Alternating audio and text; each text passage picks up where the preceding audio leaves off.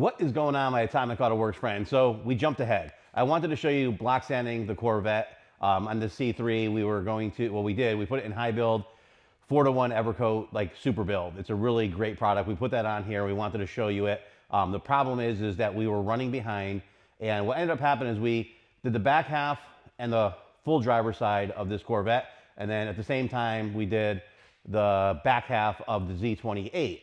And what was funny is they were about a week apart. And when this one sanded, it sanded so nice, like dust, really good. And then when this one sanded, it was a little bit harder. So really you need that week and a half. You got to really let it air out. You want the pink completely gone. You want the primer gray. I think even though it was really dry here, it was cold. We had a really cold, bad, long cold spell, and it took a little bit longer to dry. But as you could see, we are finishing everything up. Doors are off. Going through getting hood sanded down, ready for the 4-to-1 primer. Everything's looking really good. We went through and bonded. There's a lot of stuff that needed to be bonded together with fiberglass. There was over there, the actual door here. The door here was actually re-sandwiched together. A lot of spots. This thing had broke loose and had to be re-fiberglassed in. So we're just gonna body work all this stuff up and try to knock this thing out. We really want to get it in paint quick. Not quick, it sounds like you're trying to rush it, but we want it right, but we want it in paint. We're really excited. I can't wait to see this thing, Ontario orange. Very, very excited. I mean, look, the work we did was way more than we thought we were gonna have to do. We didn't realize everything had separated on the car, and sometimes that happens. When fiberglass dries out, it actually could delaminate. There's a lot of stuff that could happen. The older polyester resins are different. Like a lot of the vehicles now, you use a vinyl ester or a vinyl ester polyester blend, which is way better, and there's many reasons why they're better, and we go over them in some of our how-to videos, and we'll get more into them. But like you say, I'm excited. We're gonna get this thing knocked out. I wanted to give you guys like just an update because you know, there's a lot of people following the C3 project, and then also the Z28 one, but this one is more about the C3. We're gonna do another one on the Z28 when we get to that. I did want to show you, when you're looking at it, this is the 4-to-1 sanded, and this was 2 to 3 good coats. So you could see that on a fiberglass car that was extremely wavy, this is looking really good. It only broke through in a few spots. And what we were gonna do is, technically, if you're really good with this, you could bring this to like a 320, 400, and then seal it and paint it, you know, but if you break through, you really wanna put some primer on there. So we're gonna go through and use a urethane primer. And most likely, we're gonna be using the Glazeret primer on this. We've been using it for years. I really love their primer. It's hard because, you know, a year and a half ago, we switched over and have been using Akzo Nobel, and I tell you, we've had great luck with their products and do like their products, but certain ones work really well for us, and I haven't been able to, on the restoration side, switch over and use some of the Sikkens primers yet for the higher build stuff. Not that, I mean, I know they're incredible products and everybody uses them. They're great. I have nothing bad to say, but we just haven't used them. So not using them and knowing what you get is kind of a question. I will be trying them in the future, and that'll be for people who want to see some of the different Sikkens products. You know, our rep Chris, or our tech rep Chris, actually told me about a couple primers that were really good. We wrote them down. We went through. Price-wise, it's all the same. You want good quality stuff, it's the same price. And it's just kind of, it's like across the board, all the good primers that you use in a restoration shop are all, you know, the same per gallon, basically, within dollars. And then if you want the cheaper stuff, it's all the same per dollars and same, you know, so on and forth. So the only reason we're gonna stick to the Glazeret is I've used it for years. We know how it sands, we know how it lays out, we know how it dries. On the Corvette, we're gonna put, on the parts that we did the 4-to-1, we're gonna put the high build Glazeret primer on there, and then this is getting the 4-to-1, hopefully today. And then while that one's drying, we're gonna go through and jump to the back, and then we'll be back on the Z28 as well. I will give you, I'm gonna go over, I'll do a review on the Glazeret primer and show you why we use that one. And then on the next vehicle, I think we're gonna use the Sikkens. We might use it on the Z28. I know the benefits, and so far using Sikkens, the difference between the Sikkens and the Glazeret as far as restoration wise, I've always been a guy who likes to let the primers and materials dry out like they're supposed to be. You know, like air out, let them sit for a week and do that.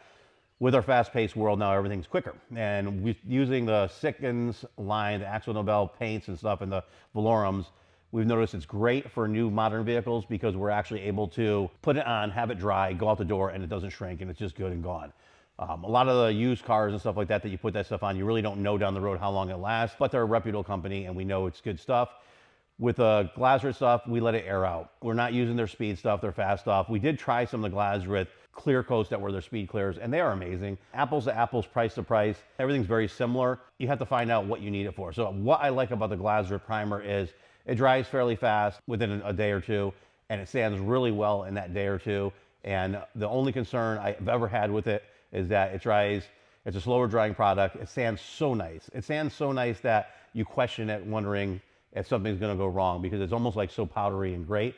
However, I've used it on a million cars and we've done high-end stuff and never once had a problem with it, but we're gonna try them back and forth. So make sure to stay tuned. We're gonna be doing some better videos of the C3 this week, so you will see a continuation of that. We're gonna get it back together, get it primered, sealed up. It's just kind of boring watching a video where you primer it, like, because you know, for the average person who doesn't do this, it just looks like you primered it.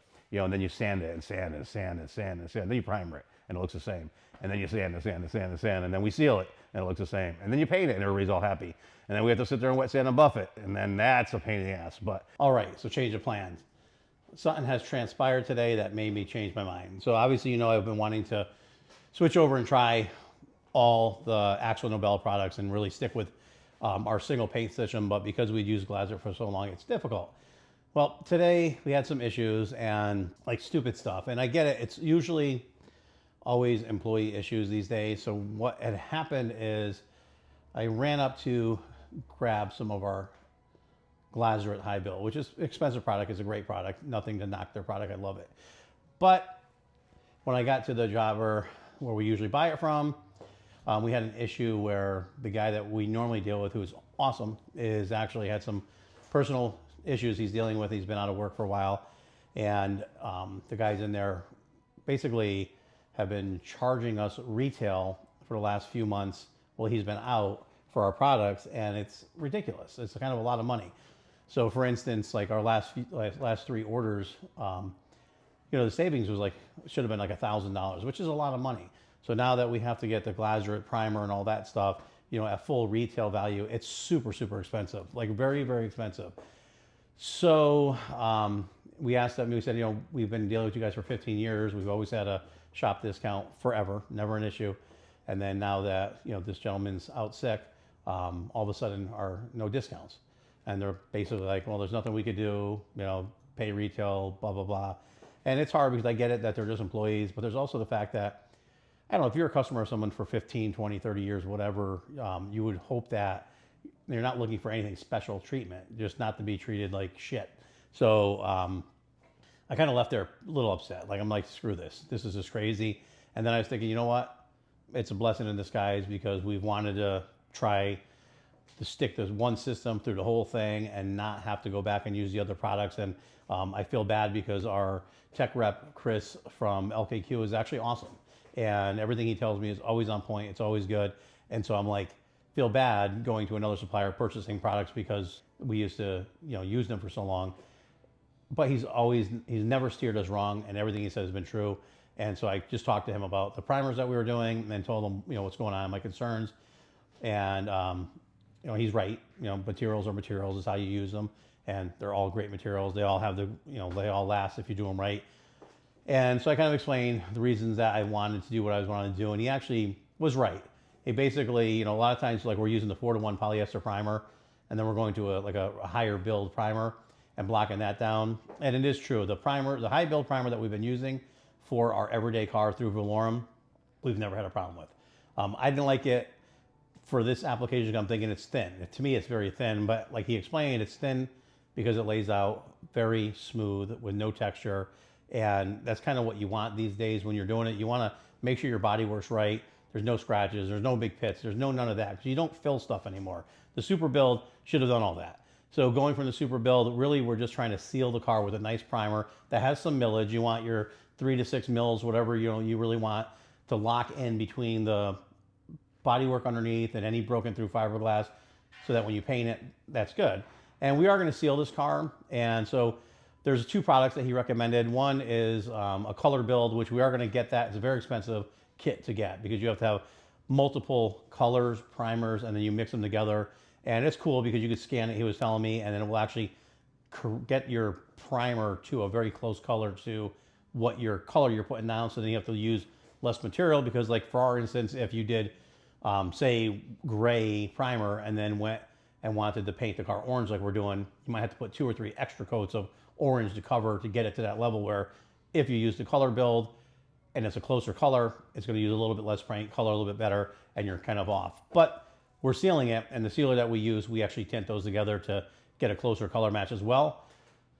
So he's like, why are you wasting your time? You know, why are you wasting your time? Use the 200 Valorum that we always use here. We'll put 3 coats of that down and block it. And he was explaining it lays out thin. So instead of having a thick texture high build primer on top of another thick, on top of another thick, that you have to sand all the way down to get it smooth, you have a smooth high build primer that when you sand it, it's already smooth. So, and he did a bunch of tests with other people. He does like clinics on priming. He really knows his stuff. And it's true. When you sand it down, no matter what you sand down, you can spend more time sanding all these levels to get to the right millage, or you're at that right millage and you just light sanding. So we're gonna try it on this one and see how it works out. And if it's right, Chris has done it again. He won up me, but if it's not, I finally got him. So please stay tuned and watch and see what happens with this car. I think it's gonna be great, and look forward to doing it. Anyways, thanks for watching. Remember, like, share, follow, subscribe, ring the bell. Thanks.